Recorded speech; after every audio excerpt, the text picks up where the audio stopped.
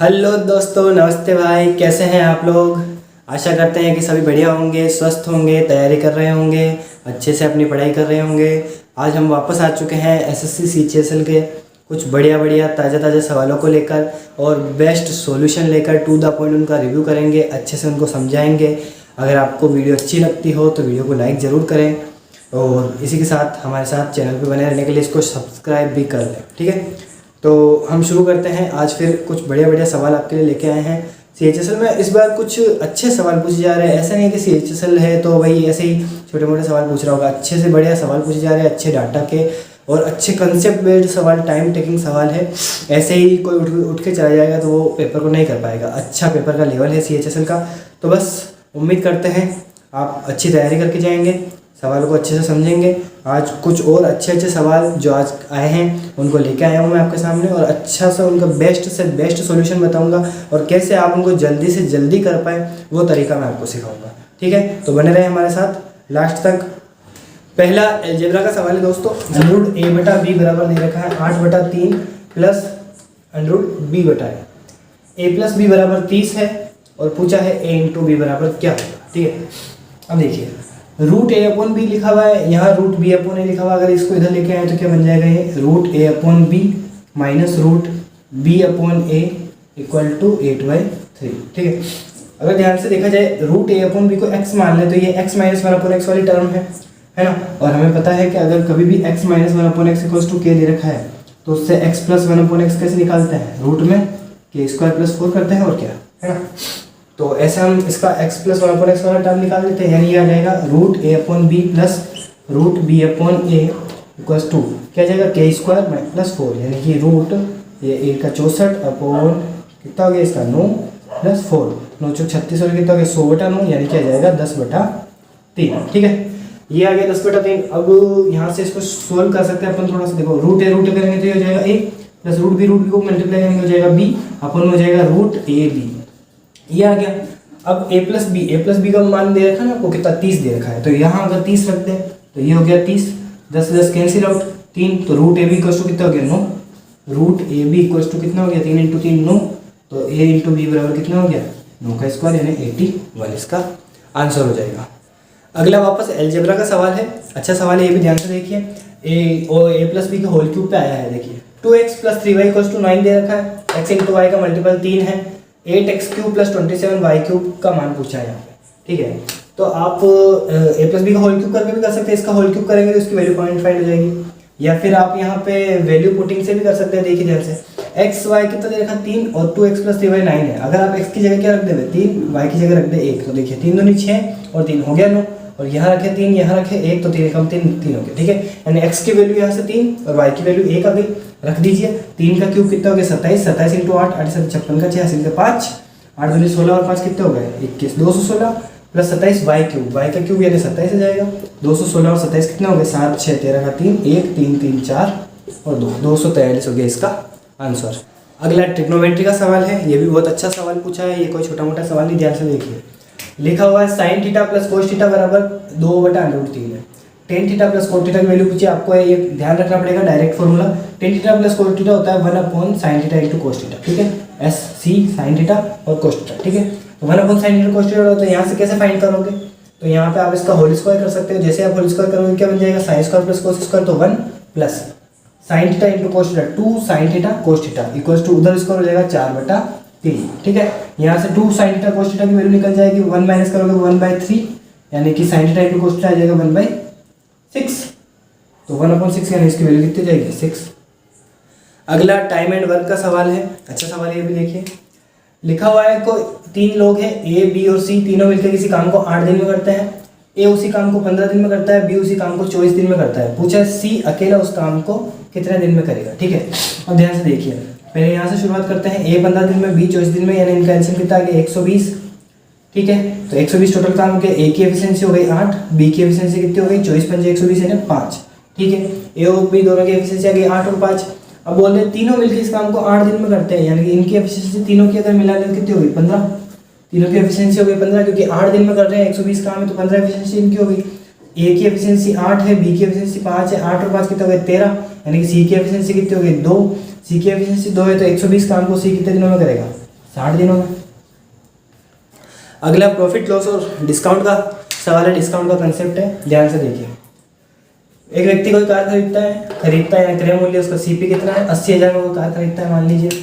अब 3 साल बाद उसे बेचता है, 3 साल बाद बेचता है ना, तो 3 साल बाद बेचता है तो उसका क्या हो रहा है, उसका जो प्राइस है वो डिक्रीज हो रहा है ना। तो प्राइस का जो डिक्रीजमेंट है वो कितना, देखो पहले साल 20% कम होगी उसकी वैल्यू, फिर दूसरे साल उसकी वैल्यू 15% कम हो गई और तीसरे साल उसकी वैल्यू 10% कम हो गई। तो बोला 3 साल बाद जो उसकी वैल्यू है वो कितनी रह गई वो बतानी है। ध्यान से देखिए, 20% कम हुई तो वैल्यू कितनी रही होगी, 80% रही होगी, ठीक है। फिर 15% कम हुई तो इसकी कितनी रही होगी, 85% रही होगी, ठीक है। फिर 10% कम हुई तो इसकी कितनी रही होगी, 90% रही होगी, है ना। यानी कि पहले 80% रहेगी, फिर उसी की 85%, फिर उसी की 90%। तो ध्यान से देखिए, इसी का 80% यानी 80/100, फिर इसी का 85% यानी 85/100, फिर इसी का 90% यानी कि 90/100, ठीक है। 4 जीरो से 4 जीरो कैंसिल आउट हो गई, 2 जीरो से ये दोनों भी चले गए। आपको मल्टीप्लाई करना है 85 × 9 × 8 × 8, ठीक है। 8 × 8 64 आ गया, 4 9 कितना हो गया, 4 9 36, 6 5 30 का 0। यूनिट डिजिट से आप इसका आंसर चेक कर सकते हो। जब भी आपके सवालों में यूनिट डिजिट का बहुत ध्यान रखा करें। इकाई के जो अंक होते हैं उनको लगातार गुणा करते जाए, उनको गुणा करने से जो इकाई का अंक होता है उसको आंसर उसमें मैच कराइए, जो 4 ऑप्शन होते हैं उनमें मैच कराइए। इससे आप फास्टेस्ट तरीका है मतलब ये आंसर पता करने का, क्योंकि आप वहाँ मल्टीप्लाई करने तो बैठे नहीं रहेंगे ना, इसलिए। अगला रेशियो पे बेस्ड सवाल है, रेशियो का कंसेप्ट आपको अच्छे से आना चाहिए, ध्यान से देखिए। दे रखा है ABC, कोई 3 डिजिट से इनका जो रेशियो, इनका जो अनुपात है वो है 3:2:5। बोला है B और C का जो डिफरेंस है वो 300, तो बताओ A और C के बीच का डिफरेंस कितना होगा।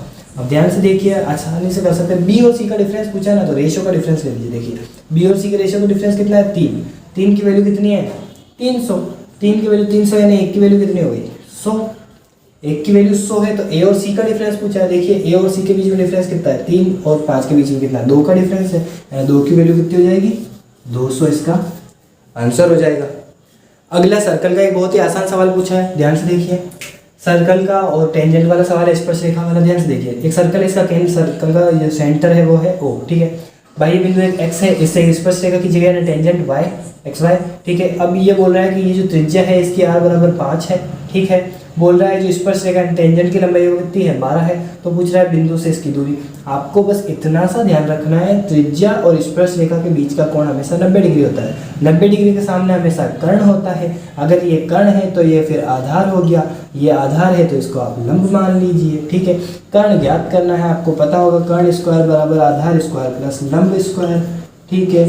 यानी कि 12 का स्क्वायर प्लस 5 का स्क्वायर 144 प्लस 25 169, और इसका जैसे अंडर रूट निकालेंगे तो वैल्यू आ जाएगी 13, यानी कि कर्ण होगा 13, ये बीच की दूरी कितनी होगी, 13। आपको डायरेक्टली पता होना चाहिए 5, 12, 13 ट्रिपलेट होते हैं। ट्रिपलेट का मतलब है समकोण त्रिभुज में आने वाली 3 भुजाएं जो कि फिक्स होती हैं, 5, 12, 13। ट्राइंगल के एरिया वाला सवाल है। ट्राइंगल का एरिया हाइपोटेनस ट्राइंगल है, यानी कि समद्विबाहु त्रिभुज है। अब इसका एरिया ज्ञात करना है, तो भुजाएं दे रखी होगी। इसकी जो समान भुजाएं हैं वो 5 है और तीसरी असमान भुजा है 8। अब आपसे पूछा है इसका एरिया बताओ। अब एरिया बताना, वैसे तो अगर ऊंचाई होती तो 1/2 इंटू आधार इंटू ऊंचाई, ठीक है। ये फॉर्मूला होता है, सभी जानते हैं, बट ऊंचाई देने रखी है तो आप ज्ञात कर सकते हो। देखिए ये ऊंचाई है, सीधी ऊंचाई 90 डिग्री होगा। हमेशा ध्यान रखिए समद्विबाहु त्रिभुज की जो ऊंचाई होती है वो इस भुजा को 2 बराबर भागों में बांटती है। ये हो गया 4, ये हो गया 4, ठीक है। अब ये 4 है, ये 5 है, तो ये वाली भुजा कितनी होगी, फिर आपको पता होना चाहिए। मेरा अभी का ट्रिपलेट 3, 4, 5 ट्रिपलेट होता है। देखो 3 का स्क्वायर 9, 4 का 16, जोड़ने पर 25 होता है, ठीक है। तो 3 यानी कि ये मुझे कितने हो गए, 3, यानी ऊंचाई है 3। तो ये देखिए 1/2 इंटू आधार है टोटल 8 और ऊंचाई है 3, काटा 4, 4 इंटू 3 आ गया 12। तो 12 सेंटीमीटर स्क्वायर क्या हो जाएगा, समद्विबाहु त्रिभुज का एरिया। अगला क्यूबॉइड का सवाल है दोस्तों। अगला क्यूबॉइड यानी घनाभ का सवाल है। अब सवाल देखिए, आपको फॉर्मूला याद होना चाहिए, फॉर्मूले याद होंगे तो जरूर कर लेंगे। देखिए सवाल क्या है। एक रूम है, इसकी लंबाई है 10 मीटर, चौड़ाई है 8 मीटर, ऊंचाई है 6 मीटर। लंबाई चौड़ाई ऊंचाई दे रखी है। बोला है कि कलर करवाना है इसमें दीवारों पे और छत पे, ठीक है। दीवारों और छत पे कलर करवाना है। रेट जो है वो कितनी है, वो है 7.5 रुपये प्रति मीटर स्क्वायर की रेट है ना। 7.5 रुपये प्रति मीटर स्क्वायर की रेट है। अब दीवारों पे और छत पे करवाना है तो दीवारों का एरिया और छत का एरिया निकाले, टोटल करें, टोटल करके 7.5 रुपये से गुणा कर दीजिए, आपका टोटल खर्चा आ जाएगा। अब कैसे निकालोगे, तो ध्यान से देखिए, दीवारों का क्षेत्रफल निकालने का फॉर्मूला होता है 2l + b × h। इसमें ऐड करना है आपको छत का, तो छत का होता है l × b। अब आपको वैल्यू रखनी है, तो देखिए 2l + b ये हो गया 18 × h है 6 प्लस इसमें l × b यानी 10 8 कितना हो गया 80। ऐड करना 18 दूनी 36, 36 छिक्का हो गया 216, 216 में 80 ऐड करोगे हो गया 296। 296 मीटर स्क्वायर का क्षेत्रफल आ गया। इसको 7.5 रुपये के हिसाब से पता करना है, तो 296 इंटू 7.5, 7.5 का मतलब हो गया 15/2, 2 से काटिए कितना हो गया 296 का आधा 148, 148 इंटू 15 करना है आपको, 15 8 120 का 0, हासिल के 12, 15 चौक 60 और ये हो गया 72 का 2 हासिल के 7, 15 का 15 और 7 हो गए 22, यानी कि 2220 रुपये आपका खर्चा। अगला सवाल है टाइम एंड वर्क से रिलेटिव, जो पाइप एंड सिस्टम का सवाल आता है, पाइप और टंकी यानी नल और टंकी वाले, तो उसका सवाल है। ध्यान से देखिए, बोल रहा है कि टंकी को भरने में एक पाइप ए है, यह है पाइप, ठीक है। तो जो पाइप ए है वो 30 घंटे में भर देता है। अब बोल रहा है अगर पाइप ए तो भर ही रहा है, बट एक छेद हो गया उसमें बी, तो अब इसमें 50 घंटे लगते हैं। तो बोला आपको बताइए कि टंकी अगर फुल भरी हुई है तो उसको खाली करने में भी कितना समय लगेगा। अब ध्यान से देखिए, 30 और 50, इसका आप एलसीएम ले लीजिए, कितना हो गया 150, इससे कि इस ए की एफिशिएंसी आ गई 5, इन दोनों की एफिशिएंसी कितनी आ गई 150 के हिसाब से 50 3, यानी कि बोला है कि अगर 5 एफिशिएंसी ए की, यानी ए तो 5 भरता है, बट जब दोनों मिलते हैं तो 3 खाली हो जाए, 3 ही होती है एफिशिएंसी, मतलब 3 ही यूनिट भर पाता है, और ए अकेला हो तो 5 भर पाता है, यानी इसकी वजह से 2 की कमी हो रही है, -2 हो रहा है इसकी वजह से, यानी कि ये जो छेद है -2 कर देता है। तो अब पूरा खाली करना है, तो 150 को पूरा खाली करने का कितना समय लग जाएगा, इसको 75 घंटे लग जाएंगे भैया। अगर टंकी फुल भरी हुई है तो 75 घंटे में जो बी छेद है वो उसको खाली कर देगा। अगला बड़ा ही आसान सा सवाल है, ट्रिग्नोमेट्री का वैल्यू पे सवाल दिया है, जिसको भी ट्रिग्नोमेट्री की सारणी याद होगी आराम से कर लेगा। बोल रहा है कोस 0 degree plus cos 60 degree plus cos 45 और कोस 90, कोट 45 और कोस 90 कितना होगा। कोस 0 क्या होता है भैया 1 होता है, कोस 60 क्या होता है आधा होता है, प्लस कोट 45 1 होता है, tan 45 और कोट 45 दोनों 1 होते हैं। कोस ध्यान रखना, साइन की जो वैल्यू होती है उसका उल्टा होता है, साइन की वैल्यू क्या होती है भैया 0, 1/2, 1/√2, फिर √3/2 और 1, ये वैल्यू होती है साइन की। इसको इधर उधर कर दीजिए, कोस की वैल्यू कोस 90 की वैल्यू होती है साहब 0, ठीक है। तो इनको ऐड करना है 1 और 1 2 और आधा यानी 2.5, ये हो गया इसका आंसर। अगला टाइम स्पीड और डिस्टेंस पे रिलेट करता हुआ बहुत ही शानदार सवाल है, बहुत ही मतलब स्टैंडर्ड वाला क्वेश्चन है, टाइम टेकिंग भी है, अच्छे से समझिएगा, ये सवाल आगे वाली शिफ्ट में जरूर आ सकता है। ध्यान से देखिए, बोले एक स्टेशन है P, एक स्टेशन है Q, दोनों अलग अलग स्टेशन दूरी पे है, इनके बीच की जो दूरी डिस्टेंस है टोटल कितनी 690 किलोमीटर इनके बीच की डिस्टेंस है। यहाँ से एक गाड़ी निकलती है सुबह 6 बजे 75 किलोमीटर/आवर की स्पीड से, ठीक है, और यहाँ से एक गाड़ी निकलती है 8 बजे 105 किलोमीटर/आवर की स्पीड से। बोला दोनों ही गाड़ियाँ कितने बजे एक दूसरे से मिलेंगी, ठीक है, सवाल है ये।